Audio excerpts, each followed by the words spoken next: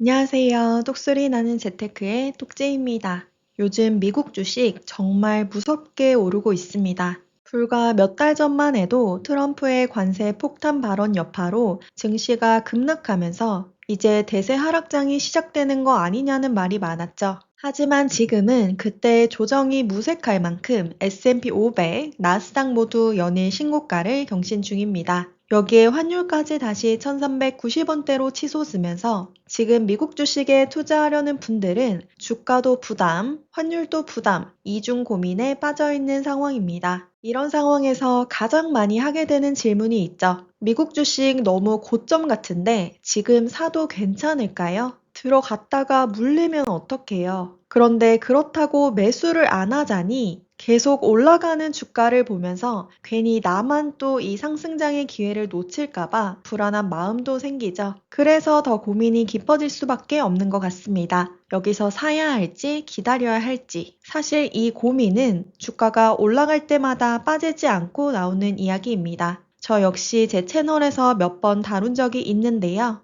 오늘 영상에서는 실제 투자 데이터를 바탕으로 지금 시점에서 어떤 판단이 가장 합리적인 선택인지, 또 똑재는 어떻게 대응하고 있는지 살펴보도록 하겠습니다. 사상 최고가라고 하면 뭔가 몇 번 없을 것 같은 느낌인데 우리의 생각보다 훨씬 더 자주 찾아옵니다. 1950년도 이후로 지금까지 미국 주식시장은 무려 1250번이나 사상 최고가를 경신하였습니다. 연평균으로 계산하면 매년 16번 이상이고요. 이 정도면 최고가 경신은 특별한 일이 아니라 일상적인 일이라고 봐도 무방하겠죠. 주식시장 자체가 꾸준히 성장하면서 새로운 최고가를 경신해왔기 때문에 지금처럼 이런 사상 최고가에 투자하는 건 잘못된 일이 아닙니다. 앞에서 살펴봤듯이 그렇게 특별한 일도 아니고요. 경제가 성장하고 기업의 이익이 꾸준히 증가함에 따라 자연스럽게 발생하는 현상입니다. 물론 중간중간 경기 침체라든지 시장 조정 국면도 있긴 하지만 생산성과 혁신의 발전은 결국에 시장을 다시 끌어올리며 새로운 최고가를 계속 만들어내고 있습니다. 그렇기 때문에 장기적으로 시장에 계속 머물기만 해도 아주 훌륭한 성과를 볼 수가 있는 거죠. 시장은 늘 최고가를 갱신해 왔기 때문에 우리는 최고가에 산다고 겁내지 말아야 합니다. 그러면 정말 운이 지지리도 없어서 매번 최고점에만 투자하면 어떻게 될까요? 관련하여 재밌는 영상이 있어서 하나 가지고 와봤는데요.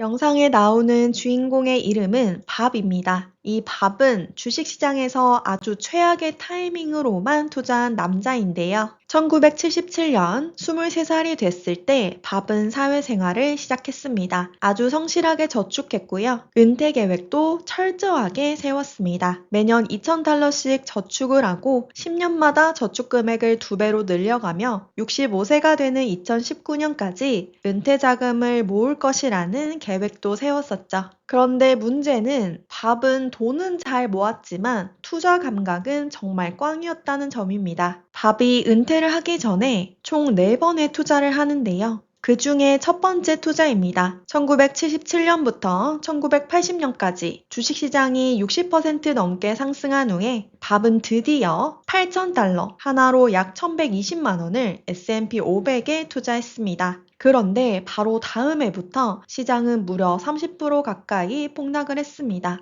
밥의 첫 투자는 정말 타이밍이 최악이었고요. 하지만 밥은 마음은 너무 아팠지만 단 한 번도 매도를 하지 않았습니다. 밥은 겁이 많았기 때문에 파는 것조차도 하지 못했고요. 그냥 죽어라 버티기만 했습니다. 그렇게 버티면서 7년 동안 열심히 저축만 하다가 1987년 드디어 두 번째 투자를 하게 됩니다. 이때 또 한 번 큰 강세장을 본 다음에 밥은 지금이 기회다 하면서 7년간 모은 $16,000, 하나로 2240만 원을 한 번에 투자하게 됩니다. 그런데 1987년 10월 역사상 최악의 하루죠. 블랙 먼데이가 발생하게 되고요. 일주일 만에 무려 30%가 폭락하게 됩니다. 밥은 또 한 번 충격을 받았습니다. 그래서 이후로 10년 넘게 다시 저축만 하게 되는데요. 그러다 1999년 말 닷컴 버블에 사람들이 주식시장에 열광을 하자 약 10년 동안 모은 무려 5만 4천 달러, 하나로 7,560만 원을 또 한 번 주식시장에 투자하게 됩니다. 그런데 여러분도 아시다시피 그 다음 해부터 주가는 또다시 50% 이상 하락하게 되고요. 이때가 바로 닷컴 버블 붕괴 시기죠. 역시나 밥은 또 시장 고점에 투자하게 된 거고요. 또 한 번 사상 최악의 하락을 맞게 됩니다. 밥은 은퇴하기 전에 딱 한 번만 더 투자를 해보자 마음을 먹고는 2007년 10월 네 번째 투자를 하게 되는데요. 그간 모은 5만 달러, 하나로 약 7천만 원을 한 번에 투자하게 됩니다. 그런데 결과는 안 봐도 뻔하겠죠. 이번에도 역시 곧바로 2008년 금융위기가 터집니다. 시장은 56% 폭락을 했습니다. 밥의 투자를 종합해보면 인생에서 단 4번의 주식시장 투자를 했는데 매번 꼭대기에서 샀고 매번 대폭락을 맞았습니다. 정말 운이 너무나도 없는 남자였죠. 과연 최악의 타이밍으로만 투자한 밥은 어떤 결과를 맞았을까요? 밥은 은퇴할 때 백만장자가 되었습니다. 2019년 말에 밥의 자산은 110만 달러로 불어났고요. 하나로 약 16억 원 정도입니다. 밥은 1980년도 투자를 시작해서 2019년까지 약 39년간 투자를 했는데요. 밥이 총 투입한 투자 원금은 12만 8천 달러이고 이게 110만 달러까지 불어났습니다. 수익률은 759%이고요. 매년 6.3% 복리 수익률이라고 보시면 되겠습니다. 사상 최악의 타이밍만 골라서 투자를 했는데도 은퇴할 때 이렇게 백만장자가 될 수 있었던 거죠. 밥의 투자로 우리가 얻을 수 있는 교훈은 무엇일까요? 첫 번째, 시장 타이밍을 잡는 것은 그냥 불가능이다 라고 생각해 볼 수가 있겠죠. 아무리 시장 타이밍을 잘 맞추려고 해도 대부분 실패하고 손해를 보게 됩니다. 몇 번은 운 좋게 맞출 수 있지만 장기적으로 이를 매번 맞추는 사람은 단 한 명도 없습니다. 그렇기 때문에 우리는 언제 사느냐보다 얼마나 오래 들고 있느냐가 더 중요하다고 생각해 볼 수가 있죠. 그리고 밥처럼 결국에는 팔지 않는 사람이 이긴다고 볼 수가 있는데요. 폭락이 오든지 말든지 절대 팔지 않고 버티는 게 필요합니다. 최고의 투자자는 인내심이 강한 사람, 끝까지 버틴 사람이고요. 우리가 때때로 큰 폭락을 맞을 수도 있는데 이때 무서우니까 저가 매수는 하지 못하더라도 밥처럼 던지지는 말아야겠죠. 패닉셀링 하는 것은 절대 금지입니다. 그리고 복리의 마법은 시간에서 나온다는 것도 알 수가 있었습니다. 복리는 시간을 만났을 때 비로소 진정한 힘을 발휘할 수가 있는데요. 앞에서 살펴봤다시피 정말 내가 운이 지지리도 없다 할지라도 시장에서 계속 버티면서 오래 남아있다면 충분한 수익을 볼 수 있습니다.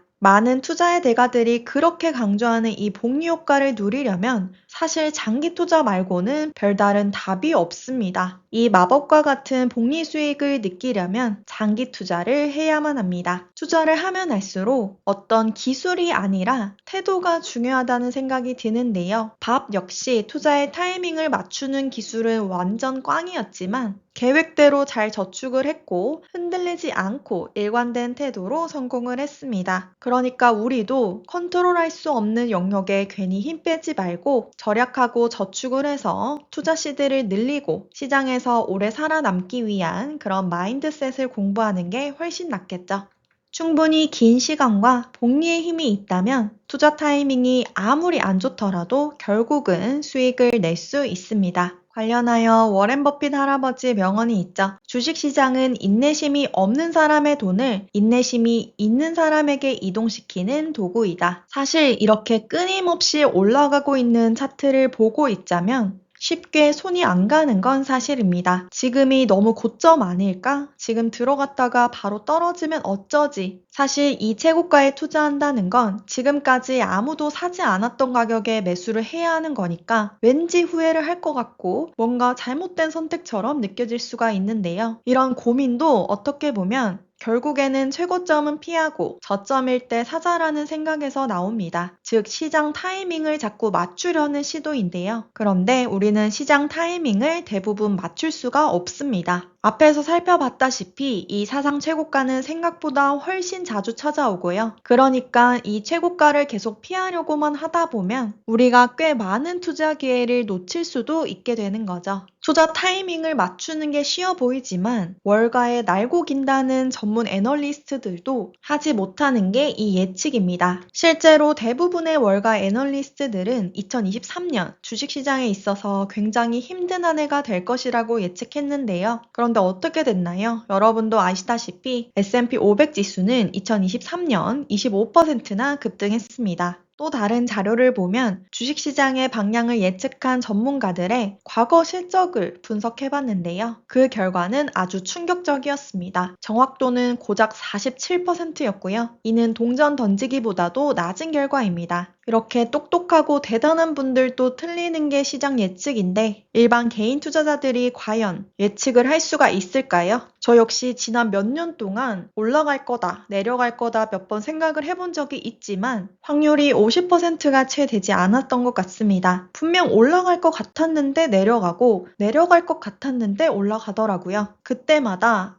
내가 이걸 예측하려고 했다는 것 자체가 정말 오만했구나 라는 생각을 했습니다. 그리고 68명의 시장 전문가들이 남긴 6,627개의 시장 예측 데이터를 한번 분석해 봤는데요. 일부 예측가는 상당히 잘 맞췄지만 대부분은 우연 수준과 별 차이를 없는 결과를 보였다고 합니다. 전체 예측치 중에서 48%만 정확했습니다. 또한 지난 20년간 데이터를 보면 주식 전문가들이 연초에 제시한 목표 주가와 그해 실제 종가 사이의 평균 오차는 무려 8.3%라고 하고요. 이건 거의 못 맞춘 거나 다름이 없죠. 즉 장기 데이터로 봐도 예측 실적은 신뢰하기 어려울 만큼 낮은 편이라고 볼 수 있습니다.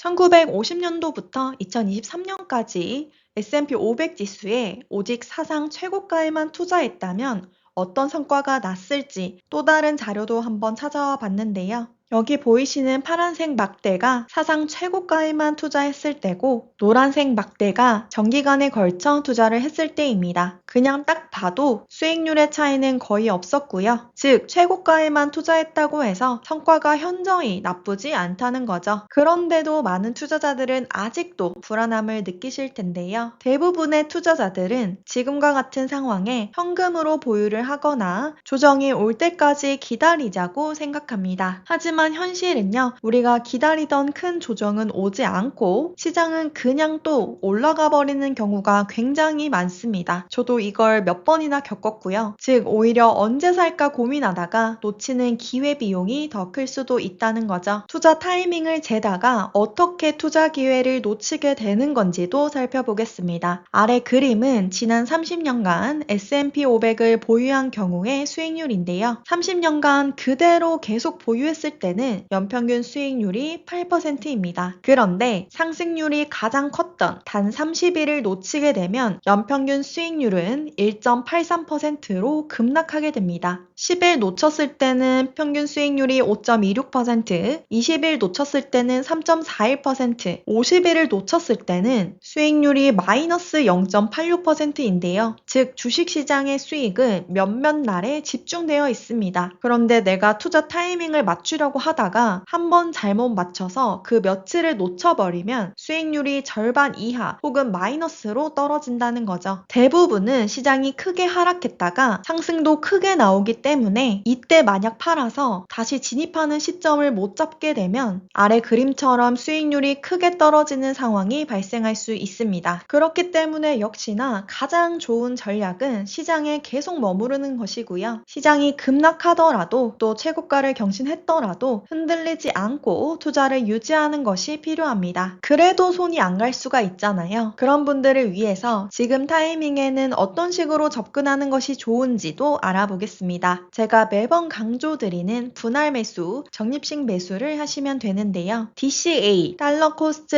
에버리징이라고도 하죠. 정액 분할 투자 방법입니다. 이 DCA는 일정한 금액을 정기적으로 반복 투자하는 방식인데요. 어떤 주가의 고점이나 저점을 예측하려 하지 않고 매번 정기적으로 계속 매수를 함으로써 가격 변동 리스크를 분산시키는 전략입니다. 왜 지금과 같은 최고가 경신 시점에 유리할까요? 사실 고점처럼 느껴질 때 한 번에 큰 금액을 투자하기엔 심리적으로 부담이 큰 것도 사실인데요. 이렇게 DCA 방법을 활용하면 급등기나 급락기 모두에서 심리적인 부담을 줄이면서 리스크 또한 분산할 수가 있습니다. 굉장히 마음 편한 방법이고 저 역시 이 방법으로 투자를 하고 있습니다. 이 DCA를 통해서 투자 타이밍을 맞추려는 스트레스도 줄일 수가 있고요. 그렇게 되면 장기적인 투자가 가능해져서 복리 효과 또한 극대화시킬 수 있습니다. 제가 생각했을 때 일반 투자자에게 가장 현실적인 접근법이라고 생각하고요. DCA에 장기 투자가 결합되면 정말 개인 투자자들이 할 수 있는 최고의 투자 방법이 됩니다. 매번 내가 매수를 하는 것조차가 부담스럽다 하시는 분들은 자동 분할 매수를 걸어두셔도 좋습니다. 저 역시 최근에 자동 분할 매수로 걸어둔 계좌가 있는데요. 굉장히 편하고 좋더라고요. 두 번째 방법은 자산 배분과 정기적인 리밸런싱이 있습니다. 자산 배분은 주식이나 채권, 현금 등 다양한 자산에 분산 투자하여 리스크를 줄이는 전략을 이야기하는데요. 현금을 보유하고 있는 것도 어떻게 보면 자산 배분 중 하나입니다. 일정 부분은 현금으로 가지고 있어야 혹시나 모를 상황이 왔을 때 적절한 대응을 취할 수가 있고요. 두 번째, 리밸런싱은 일정 주기로 비율을 조절하여 과열된 자산의 비중을 줄이고 저평가된 자산을 늘리는 관리 방식입니다. 지금처럼 시장이 최고점을 경신하면 일부 자산군은 내가 당초 계획했던 것보다 비정상적으로 비중이 커질 수가 있는데요. 이때 리밸런싱을 통해서 수익을 실현하고 포트폴리오의 균형을 회복시킬 수 있습니다. 미국 주식에 투자하시는 분들의 또 다른 복병이죠. 바로 환율인데요. 최근 환율이 다시 1390원을 돌파하면서 부담을 느끼시는 분들이 꽤 많습니다. 현재 환율은 장기 평균보다 꽤 높은 수준인 건 맞습니다. 하지만 환율 역시 정말 예측하기가 어렵고 생각보다 오래 고점이 유지되기도 하는데요. 게다가 환율과 주가는 같이 움직이지 않습니다. 보통은 환율이 떨어지면 주가가 더 올라가 있는 경우가 많은데요. 이때는 또 주가가 너무 올라서 진입이 부담된다 하시는 분들도 많습니다. 그리고 어떻게 보면 환율이 떨어졌더라도 주가가 올라주기 때문에 어느 정도 수익률 상쇄가 가능하죠. 또한 보시다시피 환율도 장기적으로 봤을 때는 우상향하고 있습니다. 한국 경제 구조상 원화가 강세로 지속될 가능성은 높지 않다는 의견이 많고요. 그래서 앞으로도 등락은 있겠지만 꾸준히 우상향을 할 것이다 라는 예측이 많습니다. 제가 말씀드릴 수 있는 한 가지는 이 환율 리스크를 줄이는 가장 좋은 방법 역시 분할 매수라는 것입니다. 환율이 지금처럼 높았을 때도 사고요. 조금 떨어졌을 때도 사고 이런 식으로 계속 분할 매수를 하다 보면 환차손에 대한 부담을 확 줄일 수가 있습니다. 오늘 영상 내용 한번 정리해 보겠습니다. 누구도 정확한 매매 타이밍은 맞출 수가 없고요. 최고가 경신은 생각보다 자주 있다. 그런데 시장을 계속 두려워하면서 매수를 안 하게 되면 어쩌면 좋은 투자 기회를 놓칠 수도 있다. 그러니 우리는 시장을 믿고 계속 투자를 하자 이거고요. 신고가가 너무 자주 있는데 신고가가 뜰 때마다 매번 똑같은 고민을 하게 되는 것 같습니다. 근데 지나고 보면 그때가 또 좋은 투자 기회였던 적이 많았더라고요. 고점처럼 보이지만 결국에는 또 신고가를 경신해온 게 미국 주식시장의 역사고요. 우리는 그냥 지금처럼 분할 매수하고 자산 배분하고 장기 투자하면서 시장의 끝까지 밥처럼 어떻게든 계속 머무르면 훗날 꼭 좋은 결과가 있을 거라고 생각합니다. 똑제도 그때까지 여러분들과 함께 하겠습니다. 마지막으로 똑제 전자책이 2025년